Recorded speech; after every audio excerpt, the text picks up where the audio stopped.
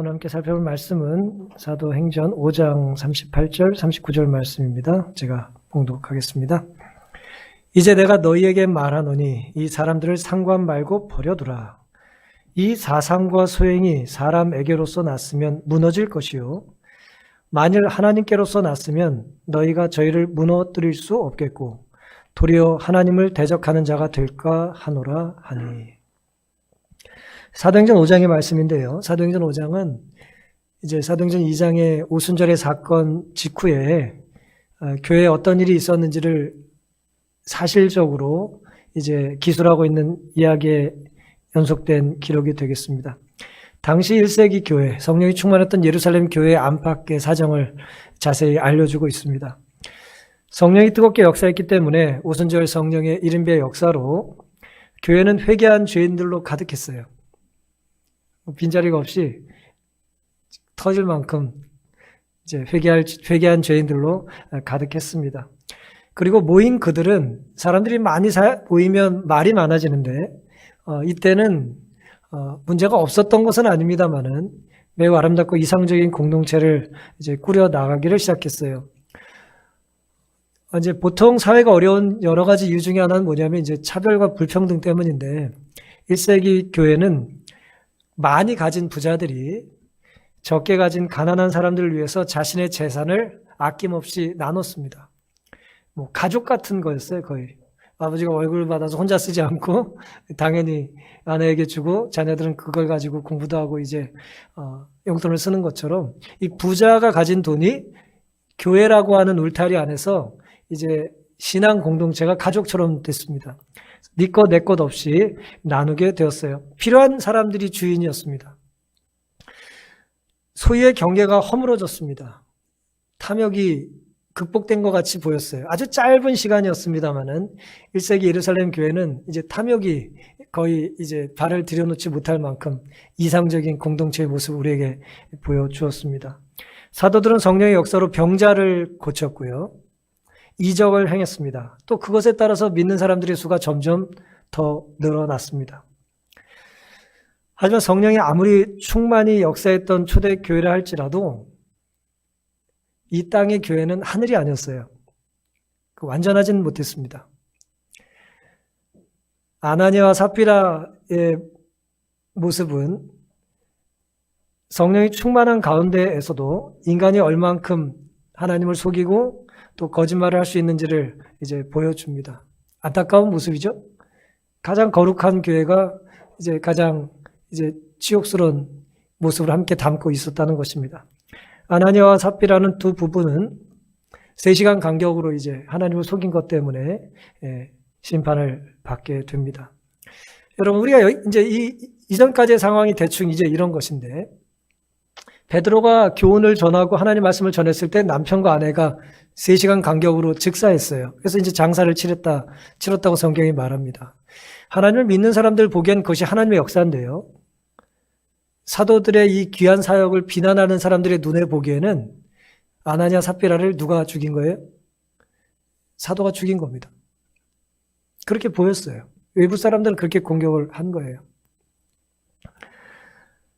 사도들의 영향력이 확대되는 것을 본 대제사장과 사두개인들은 저런 사람들 그대로 두면 안 되겠다. 사도들을 해할 계획을 세웁니다. 사도행전 5장 18절 19절입니다. 사도들을 잡아다가 옥에 가두었더니 주의 사자가 밤에 옥문을 열고 끌어내어 가로되 그랬어요. 선과악의 대쟁투가 강력하게 부딪히던 때였습니다. 말씀을 전하는 이적을 베푼 사도들을 가두었고 악의 세력은 또 하나님은 천사를 통해서 그들을 기적적으로 이제 빼어내셨습니다. 옥문을 열고 끌어내어 주셨다 그랬어요. 사단은 사도들을 옥에 가두었지만 하나님은 천사들로 그들을 구해 주셨습니다. 제자들에게 악의 세력은 복음을 전하지 말라고 경고를 했고 협박을 했습니다. 사내들인 공회 앞에서 그런 이제 이야기를 들어야 했습니다. 하지만 베드로와 사도는 그때 매우 유명한 이제 대답을 하죠. 5장 29절에 사람보다 하나님을 순종하는 것이 어떻다 그랬어요? 그것이 마땅하다 그랬어요. 너희들 사람 말 듣는 것보다 나는 하나님 말씀대로 살겠다고 이제 고백을 했습니다. 아, 그래, 네 말이 맞다. 그랬습니까? 그들이 어떻게 했냐면 5장 33절에 보면 저희가 듣고 크게 노하여 사도들을 없이 하고자 했다고 했어요. 이제 그들을 뭐 할 계획을 세워요? 죽일 계획을 세웁니다. 어차피 아나니아 사피라 같은 사람들을 저들이 막 죽였으니까 살인죄를 가지고 너희들 사형을 시키겠다고 이제 협박을 하고 죽일 계획을 세우기 시작했습니다. 이것이 오늘 우리가 살펴보는 5장 38절 39절의 오늘 주제 성경절의 배경입니다. 교회 안팎에 이런 일들이 급박하게 진행되고 있던 중이었다는 것이죠. 죽일 계획을 세웠어요. 잘못하면 이제 죽을 상황이 된 것입니다. 이런 상황에 하나님께서 가말리엘이라고 하는 특별한 사람을 통해서 구원의 역사를 베푸셨습니다. 오늘은 가말리엘에게 배울 교훈이라는 그런 제목으로 함께 은혜를 나누겠습니다. 도대체 가말리엘은 어떤 사람이었을까요? 그래서 그들은 어떻게 사도들을 그는 구해 주었을까요? 34절에 보시면 바리새인 가말리엘이 어느 교파에 속했던 사람이에요? 어느 종파에? 바리새파 사람이었습니다. 굉장히 경건한 사람이었다는 거죠. 바리새인 가말리엘은 교법사라 그랬어요. 율법을 가르치는 선생이라는 얘기입니다. 특별히 그 다음 부분이 중요해요. 모든 백성에게 뭘 받아요? 존경을 받은 자라. 공회 중에, 사내들인 공회 중에 일어나 말하기 시작했다는 거예요. 명하사. 사도들 잠깐 밖에 나가게 했다 그랬습니다. 사도들이 이제 이 재판만 받으면 이제 죽을 상황인데 잠깐 기다려 내가 한 말을 해야겠다라고 이제 영향력 있는 한 사람이 일어나서 사도들을 내보냈고 이제 이야기를 하기 시작한 거예요. 가말리엘은 영향력 있는 이제 율법 학자였습니다. 특별히 모든 백성에게 존경을 받았다 그랬어요. 정치적으로나 종교적으로 원로 역할을 했던 그런 영향력 있는 평판 좋은 그런 사람이었습니다. 직업과 평판 업적이 그 사람이 누군지를 100% 정확하게 보여주기는 힘듭니다만은 그래도 그런 것들은 쉽게 무시할 수 있는 것이 아니에요.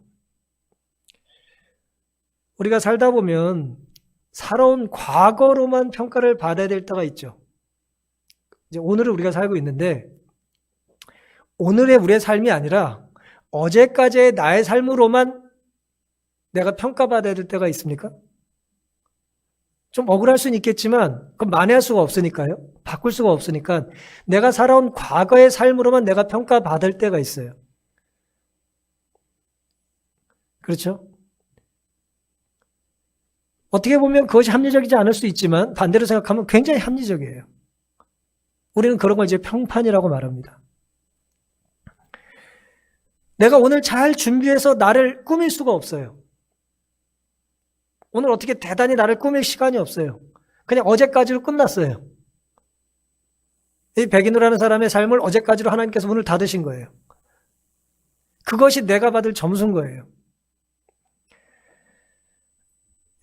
예를 들어 학생들이 가끔 선생님이 이제 광고하지 않고 갑자기 이제 시험 볼 때가 있습니다. 그렇죠? 돌발 시험, 돌발 퀴즈 볼 때가 있어요. 벼락치기 할 수 있습니까? 벼락치기는 불가능해요. 벼락치기는 오늘 밤에 해야 되는 게 벼락치기인데 어제까지 공부한 거 갖고 시험을 본다니 어떻게 준비할 기간이 부족한 것입니다. 가말리엘이라는 사람이 그 순간 일어나서 말을 할 때는 결국 그는 어떤 단순한 말의 정보만이 아니라 그의 삶을 가지고 이제 말을 시작했다는 거예요. 말이라는 것은 사실은 이제 정보, 어떤 문장, 어떤 명제의 낱말이 아닌 거죠. 사실 말이라는 것은 그 말한 사람의 인격이 함께 담아져 가는 것입니다. 어떤 한 말이 있어요. 근데 그 말을 사기꾼이 했다는 거면, 사기꾼이 했다면 그 말은 믿을 수 있는 말이에요, 믿을 수 없는 말이에요. 사기꾼은 믿을 수 없는 말을 하는 사람이 사기꾼이니까 그 말은 믿을 수 없는 말이에요. 그 명제가 아무리 그 명제 자체가 참이든 거짓은 중요하지 않아요. 그건 믿을 수 없는 말이에요. 하지만 내가 한 말에 목숨을 걸고 생명을 걸고라도 약속을 지킬 만한 신용이 있는 사람의 말은 믿어야죠. 믿을 수 있겠죠. 따라서 100%는 아니더라도 대개 말의 무게는 그 말의 내용보다는 그 말이 누가 했느냐에 달려 있는 것입니다. 그 말을 누가 했느냐가 그래서 중요해요. 성경은 가브리엘이 사람들에게 좋은 평판을 받았고 존경을 받았다 그랬어요. 평판, 존경이라는 건 돈으로 살 수 있습니까? 뭐 잠깐은 돈을 좀 풀면 이제 좋은 평판을 살 수 있을지 모르겠어요. 하지만 돈이 얼마나 들겠습니까, 그럼? 예?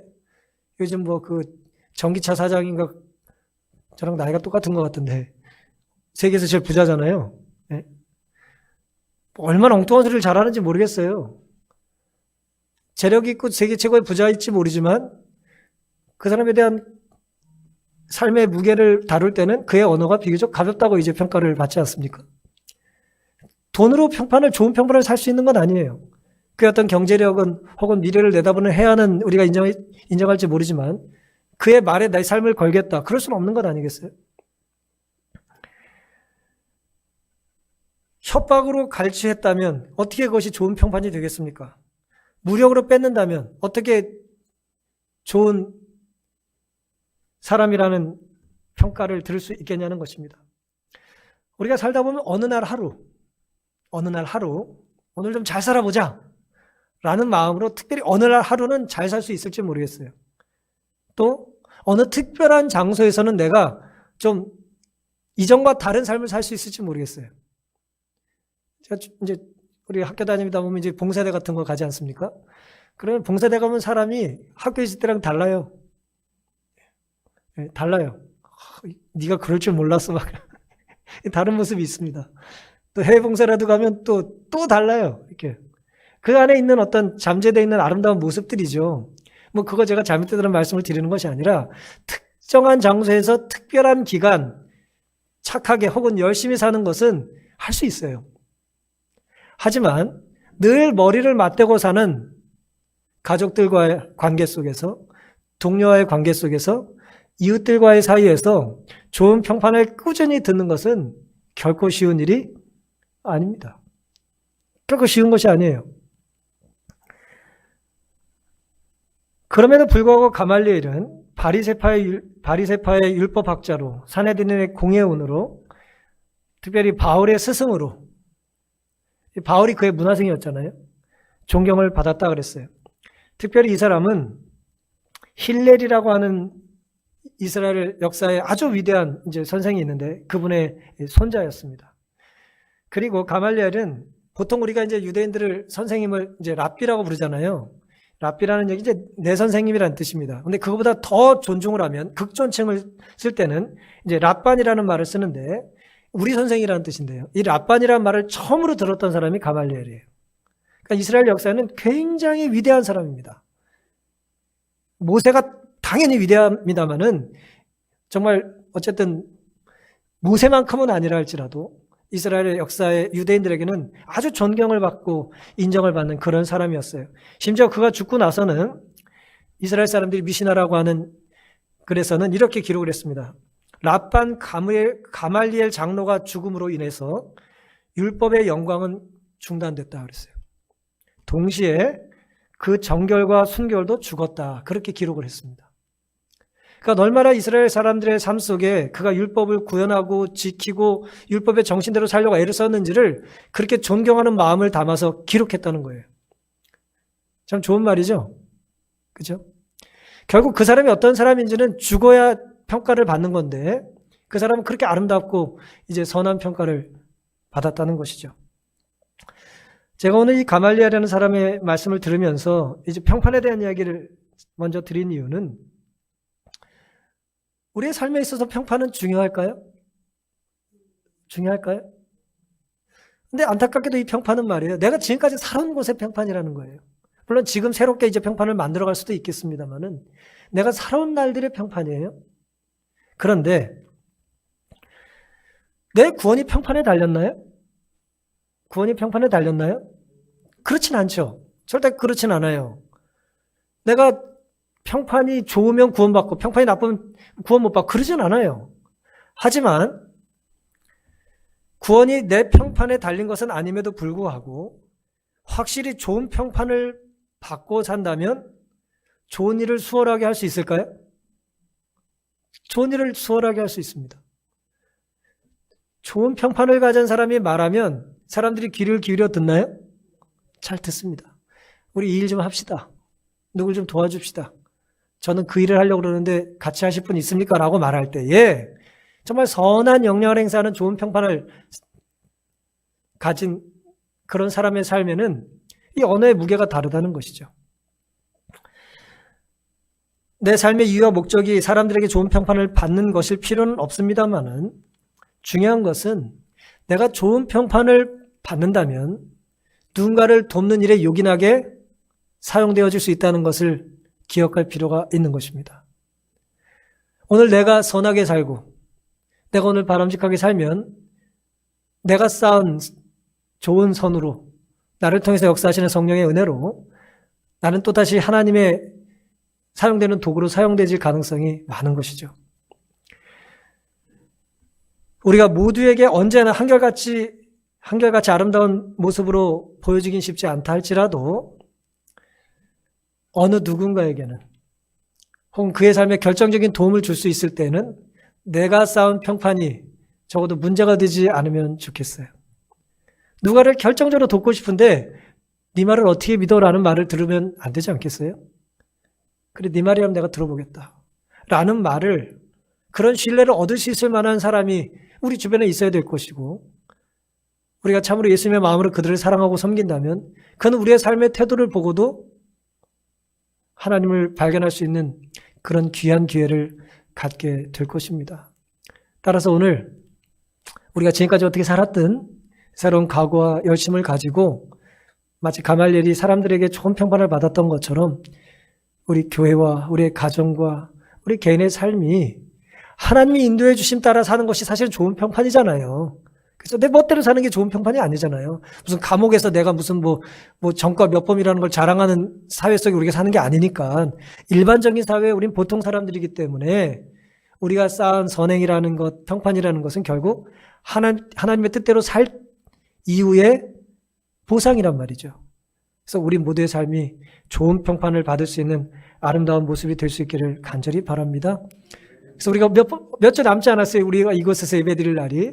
우리 시조사 가서 예배드릴 1년 동안도 사람들에게 장희동교회 참 좋은 교회다 라는 인상을 우리 기관에도 줄 수 있고, 또 우리가 교회를 짓게 될 내년 1년 동안의 모습 속에 이 주변 사람들에게, 이곳을 입주할 사람들에게, 또 함께 일할 여러 공사를 감당할 분들에게도 참 좋은 교회다, 참 좋은 성도들이다, 성정이 똑같으나 참 괜찮은 사람들이다라는 아름다운 평판이 우리가 그들에게 받을 수 있도록 우리가 순종하는 모습으로 살게 되기를 간절히 바랍니다. 두 번째, 우리가 가말리엘에게 배울 수 있는 교훈은 그가 좋은 평판을 가지고 자기 자신을 위해서 살지 않았다는 것이 중요해요. 평판을 이용해서 사기를 친 것이 아니라 평판을 이용해서 뭔가 좋은 일을 했다는 거예요. 근데 좋은 일을 하기 위해서는 우리의 생각과 판단력이 어때야 됩니까? 열심히 하지만 엉뚱한 길을 갈 수도 있잖아요. 그런데 가말리엘은 이 좋은 평판을 가지고 바른 판단을 했어요. 그리고 바른 판단을 할 수 있었던 근거가 뭐였는지를 성경은 이렇게 말합니다. 35절에 말하되 이스라엘 사람들아 너희가 이 사람들에게 대하여 어떻게 하라는 것을 조심하라 그랬어요.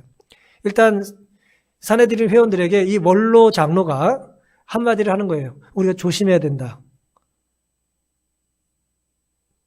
급하게 행동하거나 화가 났다고 함부로 말하고 그러면 안 된다. 우리가 신중해야 된다고 이제 말을 합니다. 그러면서 예를 이렇게 들죠. 36절. 이전에 드다가 일어나 스스로 자랑하며, 사람 이름이에요. 드다가 일어나 스스로 자랑하며 사람이 약 400이나 따르더니 그가 죽임을 당하며 쫓던 사람이 다 흩어져 없어졌다 그랬어요.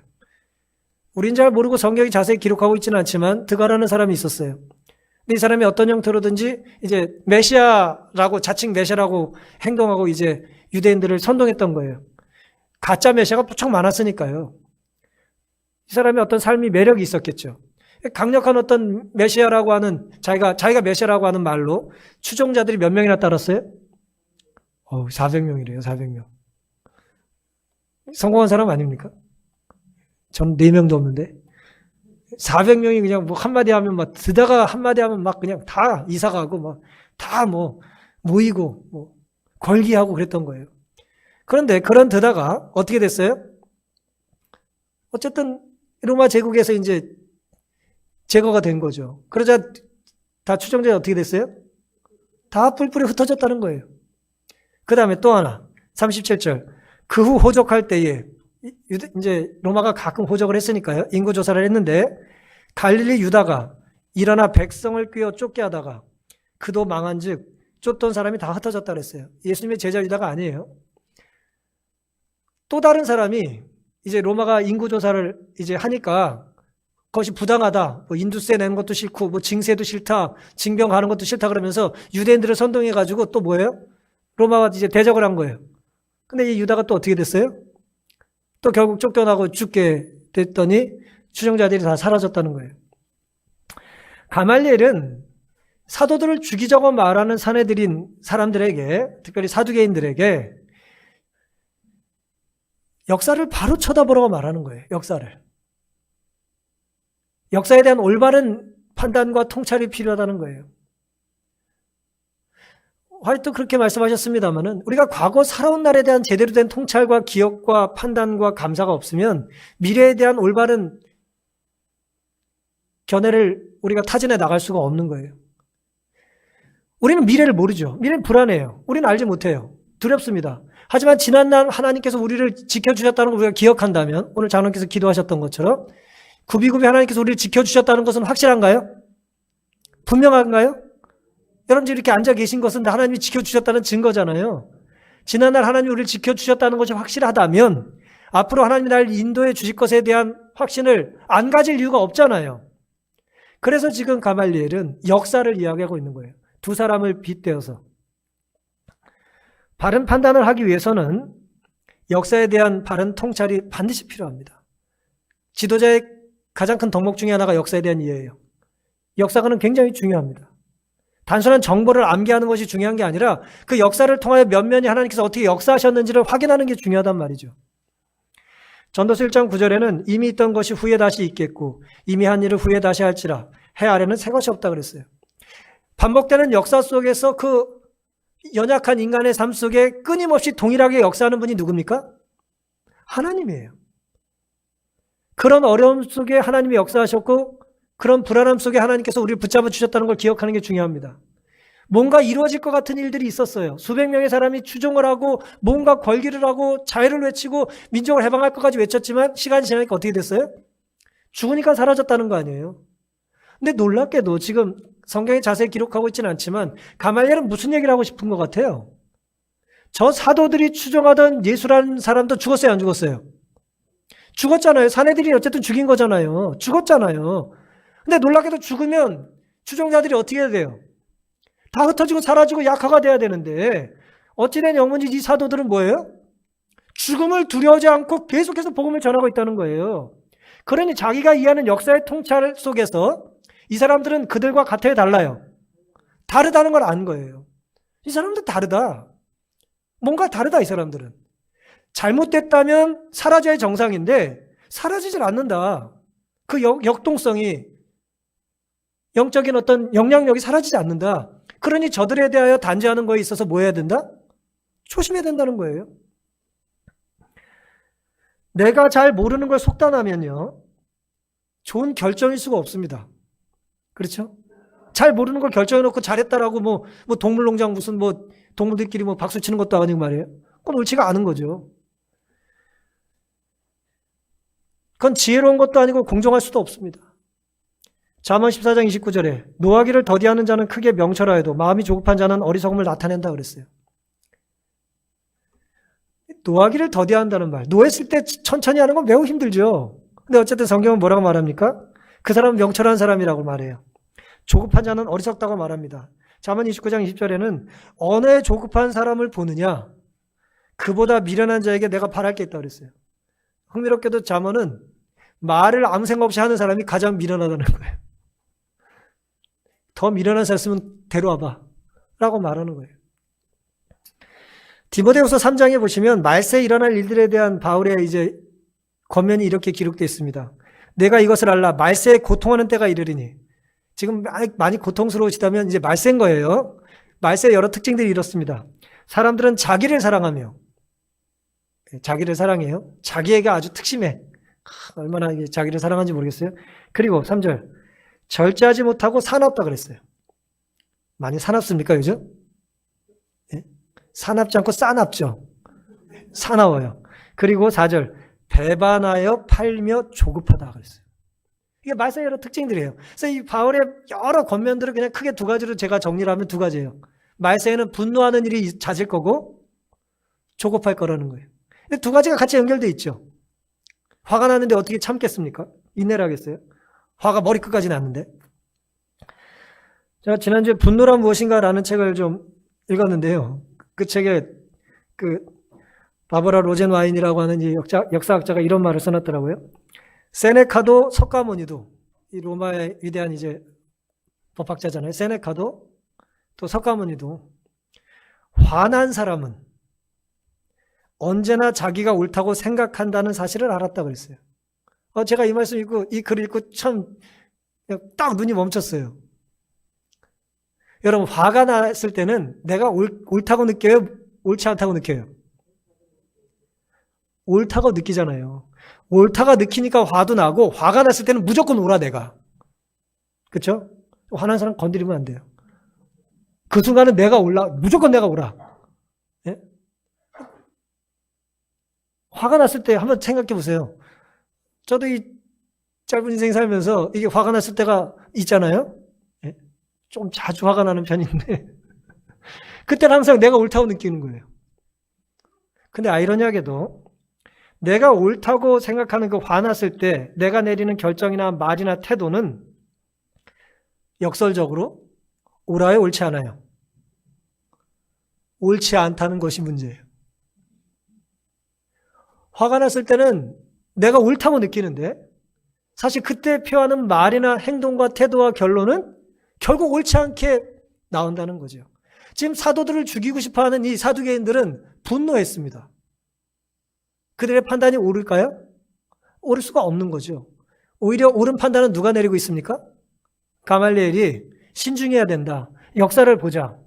역사에 대한 교훈과 이해와 통찰을 가지고 그들을 설득하고 있지 않습니까? 사랑하는 성도 여러분, 가말리엘에게 하나님께서 그동안 역사하셔서 사도들을 죽이려고 하는 그 공회의를 선회시키셨던 것처럼 쉬이 분노해지는 우리들, 자제심을 잃고 신중하지 못하는 삶을 살기 쉬운 우리들이 정말 성령께서 우리의 삶의 주인이 되셔서 조급함이 아닌 기다림의 지혜, 역사를 통해서 하나님께서 이 공동체를 붙잡고 계시다라고 하는, 우리 가정을 붙잡고 계시다라는, 우리 자녀들과 우리 사랑하는 부모님을 책임져 주실 거라는 믿음과 기대가 또 확신이 우리에게 지금도 있게 되기를 간절히 바랍니다. 가말리엘을 통해서 배울 수 있는 마지막 교훈은요, 38절과 39절 오늘 주제 성경절인데요. 이제 내가 너에게 말하노니 이 사람들을 상관 말고 버려두라 그랬어요. 애들이 잘하는 말이에요. 냅둬요. 비틀즈 노래랑 똑같습니다. Let it be, 그 말이에요. 놔두세요, 이렇게. 그들 좀 내둬라. 죽이려고 하지 말고 놔둬라. 말 못하게 하지 말고 좀 일단 들어보자. 놔두라는 거예요. 상관 말고 그 사람들을 버려두라. 이 사상과 소행이 굉장히 중요한 말을 하고 있어요. 그들의 생각 혹은 계획, 그들의 이념, 요즘 말로 프로그램, 그들이 하는 그것과 소행, 그것을 실천하고 실행하는 행동, 그것이 사람에게로서 났으면 무너질 것이다 그랬어요. 왜요? 아까 드다, 유다는 다 결국 무너졌어요? 안 무너졌어요? 무너졌잖아요. 그러니까 저 사람들의 생각이나 계획이나 실천과 실행이 사람이 계획한 거라면 결국 무너지지 않겠냐. 사람의 유통기한은 뭐예요? 살아있는 동안이니까 그들이 죽으면 끝나지 않겠냐라고 말하는 거예요. 무너질 것이다. 그런데 만일 하나님께로서 났으면 너희가 저희를 무너뜨릴 수 있어요? 없어요? 무너뜨릴 수 없습니다. 어떻게 하나님을 대적해서 이기겠어요? 무너뜨릴 수 없다. 무너뜨려서도 안 된다. 오히려 그런 행위는 뭐예요? 도리어 하나님을 대적하는 자가 될까 하노라 그랬습니다. 지혜로운 말인가요? 얼마나 지혜롭습니까? 얼마나 지혜로운 말이에요. 좋은 평판을 가진, 역사에 대한 귀한 통찰을 가진 지혜로운 이 사람은 그냥 그런 이론적인 지식을 가지고 멈춰 있었던 사람이 아니라 행동하고 실천하는 사람이었어요. 그런데 그가 가진 어떤 귀한 영향력을 가지고 그는 이 죽을 수 있는 사도들을 살리기 위하여 과감히 일어나서 자신의 입장을 발표했는데, 쉬운 말로 힘없는 사람을 배려해주고 있잖아요. 이 사람들을 배려하기 위해서, 사도들을 배려하기 위하여 이 사내들인 원로, 이 가말리엘은 자신의 손해를, 자신이 입을 수도 있는 손해를 감수하고 있습니다. 우리가 누군가에게 관대한 마음을 가지고 배려를 할 때는 나와 상관없이 내가 손해보지 않는 한 돕는 게 아니에요. 그를 돕기 위해서 내가 뭐 한다고요? 내 손해를 감수하는 것입니다. 우리가 먹을 것이 이렇게 제한되어 있을 때에 지난주에 제가 바로 말씀드린 것처럼 나에게 피해가 오지 않는다면 아무 상관이 없어요. 재앙이 있어도 그건 좋은 지도자가 아니죠. 근데 가말리엘은 그런 사람이 아니었어요. 내가 개입함으로, 내가 관여함으로, 내가 한마디 함으로 내가 손해 입을 일이 전혀 없는데 이제 손해를 볼 걸 감수하게 됐다는 거예요. 그가 손해를 감수하는 것은 어떤 것일까요? 지금 사도들은 부당한 취급을 받고 있다고 판단을 한 거예요. 근데 가말리엘과 신하의 가타에 달라요. 이 바리새인인데 기독교인들이랑 어쨌든 예수님께서 등을 지신 상태였잖아요. 살아계실 때. 그러니까 자기의 신념과 좀 달라요. 율법에 대한 이해가 조금 달라요. 그렇죠? 믿는 것도 좀 다릅니다. 내가 생각하는 메시아와 제자들이 생각하는 예수 그리스도에 대한 메시아에 대한 기대가 같은 것도 아니죠. 생각도 다르고 어떻게 보면 종교도 다르고 철학도 다르고 배경이 다릅니다. 또 때로 어떤 경우는 뭐예요? 인종도 다르고 또 국적도 다를지 모르겠어요. 우리는 죄인들이라 편견이 심해요. 선입관이 있습니다. 요즘 뭐 이중자 때 뭐 더블 스탠다드라고 하잖아요. 이 기준치가 달라. 막 지 멋대로예요. 여기는 이자 되고 저기는 저자 되고 그래요. 확증 편향이란 말도 우리가 씁니다. 보고 싶은 것만 봐요. 그러니까 너는 바리새인이 아니니까 네가 하는 말은 무조건 틀렸어라고 말하기가 쉽거든요. 근데 이 사람은 그렇게 하지 않았다는 거예요. 너희들은 나처럼 공부를 많이 한 사람이 아니니까 네가 하는 말은 들을 게 없어라고 교만하지 않았던 거예요. 나와 다른 사람임에도 불구하고 그들이 당하는 부당한 취급을 위하여 불현듯 일어나서 그들을 옹호했던 것입니다. 무관심해 아무도 뭐라고 하지 않아요. 오히려 이렇게 말함으로 자신의 체면이 깎일 가능성이 있습니다. 왜 그랬을까요? 가말리엘은 바리새파라 그랬죠? 당시에 그런데 사내들인은 주축이 누구냐 하면 사내들인의 주축은 바리새가 아니라 사두개인이었어요. 사두개인들은 좀 엘리트, 잘난 사람들의 집단이었고 바리새인들은 약간 대중적인 사람들이었어요. 명수도 훨씬 사두개인이 많았고 정치적으로 경제적으로 훨씬 힘 있는 사람들이었습니다. 쉬운 말로 그 사내들인 회의 안에서 공회 안에서 지금 이 가말리엘은 다수가 아니라 소수의 지도자였어요. 그러니 여기서 자기가 한마디 함으로 사두개인들의 표를 얻을 수 있는 기회인데 표를 얻는 건커녕 지금 뭐하고 있어요? 부활을 부정하는 그들에 대하여 사도들은 예수가 부활했다고 말하니 전혀 그들과 교리가 다르니까 죽이려고 하는 거거든요, 지금. 근데 가만히 있으면 모른 척하고 넘어갈 텐데 사두개인들의 심기를 불편하게 하는 말을 지금 하고 있는 거잖아요. 요즘 말로 이 사람이 정무 감각이 있어요, 없어요? 이 정치 감각이 있어요, 없어요? 없어요. 이 사람이 내가 이렇게 말하면 내가 불리할지 유리할지 몰라서 이렇게 말했을까요? 그렇지 않아요. 내가 좀 손해보더라도 혹은 적대감을 그들로부터 받는다 할지라도 억울하게 죽는 사람이 있으면 안 된다고 생각을 하는 것입니다. 그건 율법의 정신이 아니라고 본 거예요. 자기의 신조가 비록 같지 않다 할지라도. 물론 뭐 교회 전승에는 동방교회에서 이제 가말리엘이 나중에 회심했다고 하는 말이 있는데 그건 뭐 역사가 확실히 우리에게 밝혀줄 수 있는 것은 아니고요. 어쨌든 그의 태도는 매우 아름답다라고 하는 것이죠. 사람의 소행이라면 결국 사라질 것이고 하나님께서 지시하신 거라면 우리가 하나님을 대적할 수는 없지 않겠냐는 말을 한 것입니다. 당시 유대 사회는 율법에 대한 해석을 두 파로 나눠서 했어요. 크게는 힐렐과 샴마이 둘로 나눴습니다. 샴마이는 이제 문자적으로 율법을 해석했어요. 문자적으로. 그 다음에 좀 힘 있는 좀 어떤 귀족 같은 사람들이 좋아했던 파고요. 힐레락파는 뭐예요? 대중적이고 이제 약자 중심의 친화적인 그런 율법 해석을 했습니다. 그러니까 문자에 고집되지 않고 적용하는 데 있어서 유연하게 적용을 했다는 거예요. 예를 들면 율법에서 거짓말하지 말라고 그랬어요. 그렇죠? 하나님이 거짓말하지 말라고 그랬잖아요. 샴마이는 절대 거짓말을 안 했어요. 유대인들은 결혼식을 할 때 신부를 위해서 노래도 불러주고 춤도 추고 한마디 덕담을 하는 문화가 있는데 샴마이는 신부의 얼굴을 그대로 나열해. 무슨 말인지 모르시겠어요? 신부가 예쁘게 화장을 하고 이제 웨딩 드레스 입고 막 이런데 무슨 말을 들려줘야 돼요? 참 아름답습니다. 참 행복하게 살길 바랍니다. 좀 그래야 되는데 너는 예쁘진 않다. 넌 신부다. 그래도 난 거짓말할 수 없다. 이제 그랬다는 거예요. 반면에 힐렐은 어때요? 참 아름다운 신부입니다. 라고 말을 했다는 거예요. 그게 거짓말이에요? 거짓말이에요?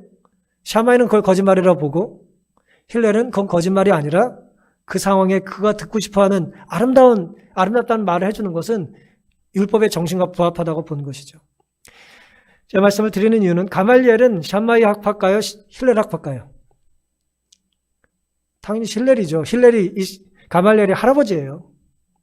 그걸 창시한 할아버지가 힐렐이 그의 할아버지였습니다.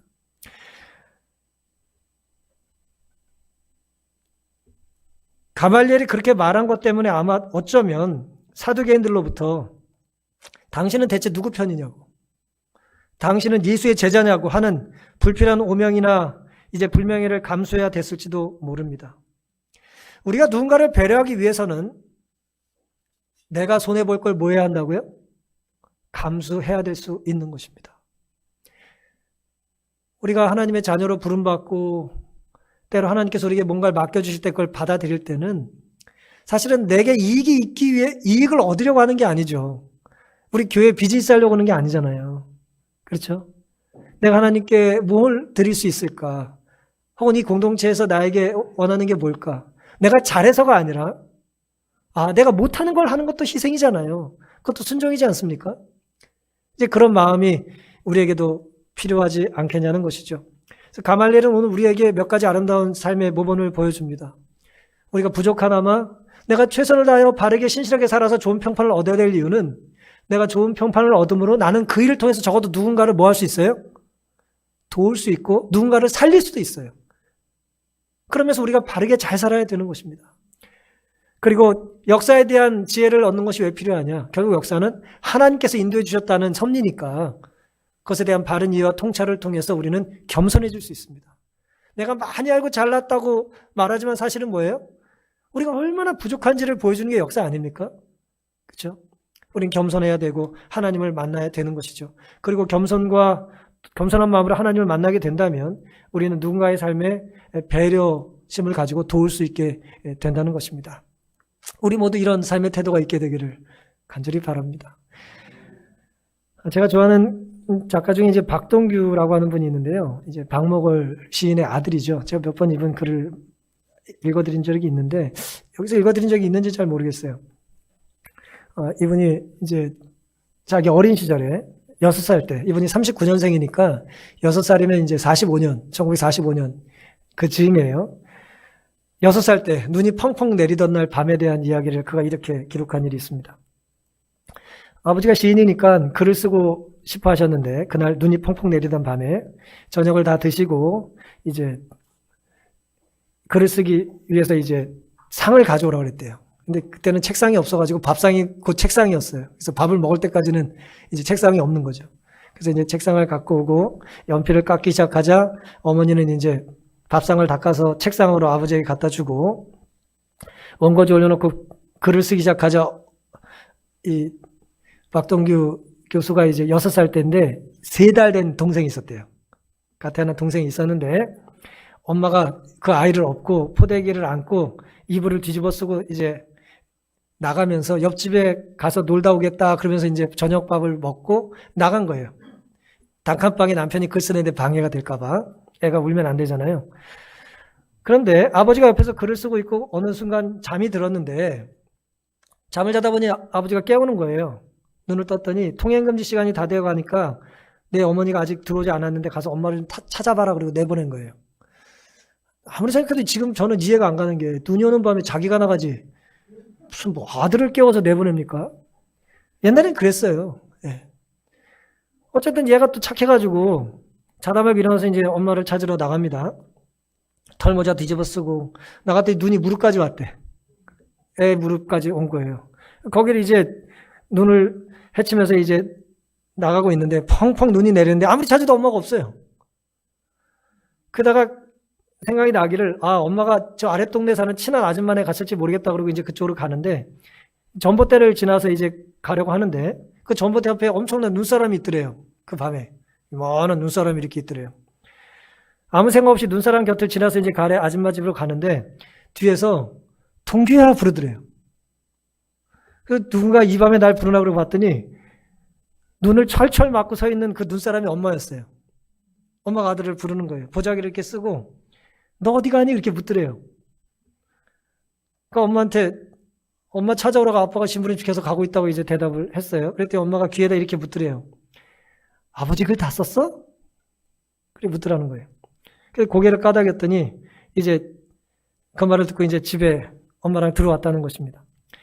이 사람이 이제 나중에 이제 서울대 국문과 교수가 되고 이제 좋은 글도 많이 썼는데 나중에 이제 다 크고 나서 처음 직장을 얻은 다음에 그 이야기를 계속하기, 그 생각을 계속 떠올리게 된 거예요. 결코 잊지 못할 그 평생 기억이 남은 것입니다. 그래서 어느 날 대학을 졸업하고 직장에 다닐 즈음에 철이 들어서 엄마에게 물었대요. 엄마 그때 얼마나 힘들었어. 돈도 많이 못 벌어오고. 그런데 뭐가 그렇게 좋아가지고 밖에 나가서 어린 애기 데리고 눈을 펑펑 맞아가면서 기다리고 있었냐고 이제 엄마 편을 들어주겠다고 그 얘기를 했다는 거예요. 그랬더니 보통은 뭐라고 할까요? 내가 뭐 얼마나 고생 많이 했는지 아냐부터 해가지고 이제 남편 욕을 해야 되는데 이분은 그러질 않았어요. 엄마가 웃으면서 이렇게 말했답니다. 그래도 네 아버지는 밤에 그렇게 시를 다 쓰고 나면 발표하기 전에 제일 처음 나보고 읽어보라 그래. 약간 정상은 아닌 것 같은데. 그 안에는 그 남편의 그 위대한 시인이 쓴 첫 번째 시를 내가 처음 읽게 됐다는 남편의 선물을 너무 좋아했던 것이죠. 어머니가 아버지와 함께 살아가며 힘든 일을 겪으면서도 시인으로 살아가는 아버지를 이해하는 것은 바로 그 시 한 편을 읽어보라고 하는 배려의 힘 덕분이었다고 지금도 나는 생각한다. 그랬습니다. 사랑하는 성도 여러분, 배려는 꼭 힘이 있는 사람만 할 수 있는 건 아닌 것 같아요. 내가 못 배웠어도, 내가 힘이 없어도, 요즘의 관점으로 보면은 그 남편은 시인은커녕 아내 학대하고 자녀 학대하고, 나쁜 사람이죠. 눈 오는 날 남 부인 내보내고 막 무슨 글을 쓴다고. 하지만은 어쨌든 그걸 기억하는 아들, 또 그걸 기억하는 아내는 행복한 기억으로 그걸 이제 간직하고 있었던 것이죠. 누가 누구를 도운 것일까요, 결국? 서로 도운 거예요, 서로. 서로 사랑하고, 서로 존경하고, 존중한 것이죠. 결국 배려란 내 힘껏, 내 능력껏 하나님의 뜻을 이루는 행위라고 생각을 합니다. 어쩌면 눈사람이 된 그 박동규 씨의 어머니는 오늘 우리에게 십자가에서 여전히 우리가 돌아오기를 기다리며 서 계시는 예수 그리스도를 보여주는 이미지가 아닐지 모르겠어요. 이 교회가 혹은 우리의 모습이 장희동교회 성도들 돌아왔나? 암흑에 들어왔나? 그걸 계속 기다리시는 하루가 아니라 1년이 아니라 수십 년을 기다리시는 예수 그리스도의 사랑의 기다림이 아닌가 하는 생각이 드는 것입니다. 오늘 말씀을 마치면서 하나님께서 가브리엘을 사용하셨듯이 오늘 우리도 부르신다는 것을 잊지 말고 사시기를 간절히 바랍니다. 주께서 우리 마음 문을 계속 두드리실 때에 준비 안 됐다고 말씀하지 마시고 마음으로 활짝 여시고 예수님을 맞아들이셔서 성령의 역사에 굴복하며 구원을 맛보는 우리가 되기를 바라면서 오늘 말씀을 마치겠습니다.